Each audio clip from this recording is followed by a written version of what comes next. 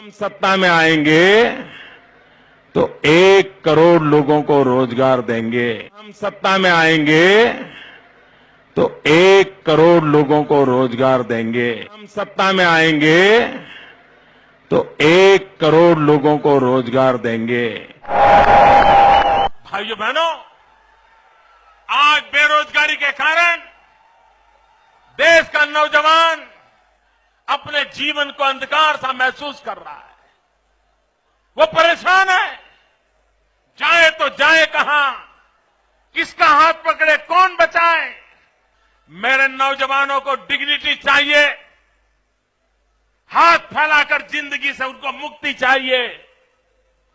मेरे देश का नौजवान मेरे हिंदुस्तान का भाग्य बदल सकता है। देश की सरकार को नौजवान में भरोसा चाहिए और उस भरोसे को लेकर के हम आए हैं।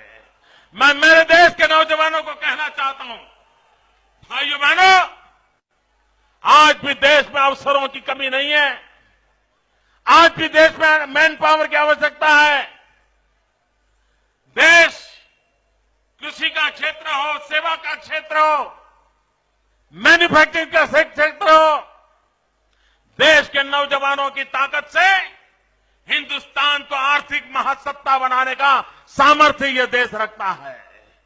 और इसलिए मैं नौजवानों, मैं आपके भविष्य की गारंटी लेकर के आया हूं। और अगर हिंदुस्तान के नौजवान का भविष्य की कोई गारंटी नहीं, तो हिंदुस्तान के भविष्य की कोई गारंटी नहीं है। भारत का भाग्य भारत के नौजवान के हाथ में है। उन नौजवान को अवसर चाहिए और भारतीय जनता पार्टी नौजवान को अवसर देने का संकल्प लेकर के आई। कि मैं आपसे पूछूं, वो था रोजगार के बारे में, क्योंकि आप जानते हैं युवा देश है भारत और रोजगार के बारे में बहुत बातचीत होती है।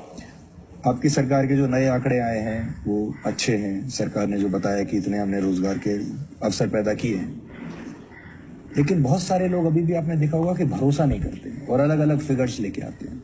जैसे नवंबर 2013 में आपने आगरा में ये वादा किया था कि आप 1 करोड़ नौकरियां पैदा करेंगे देश में। अब उस वक्त आपके पास 1826 दिन थे सरकार चलाने के, उसमें से आज 1334 कोई मुझे बताए कि अगर आपकी जी टीवी के बाहर किसी ने पकोड़े की दुकान की और शाम को वो 200 रुपया कमा करके घर गया, इसको आप रोजगार मानेंगे कि नहीं मानेंगे? नहीं। और मुझे बताइए किस रजिस्टर में लिखा होगा कि यहां एक व्यक्ति 200 रुपया शाम को कमाता है? वो आंकड़ों में नहीं आएगा। तो ये 10 करोड़ लोग, 4 लाख करोड़ रुपया, जिसमें 3 करोड़ लोग पहली बार, ये सीधी सीधी समझ वाला विषय है कि इतने लोगों ने रोजी रोटी पाई है। मैं इंजीनियर हूं और मैं राजनीति क्षेत्र में आया। मे भी कि आप कुछ और होंगे, आपकी पढ़ाई के लिए जरूरी नहीं था कि आप जर्नलिस्ट बने। इसलिए हम यदि ऐसा कुछ करके बातचीत करेंगे तो फिर तो ये एंडलेस जॉब है। ये तर्क नहीं है, ये कुतर्क है।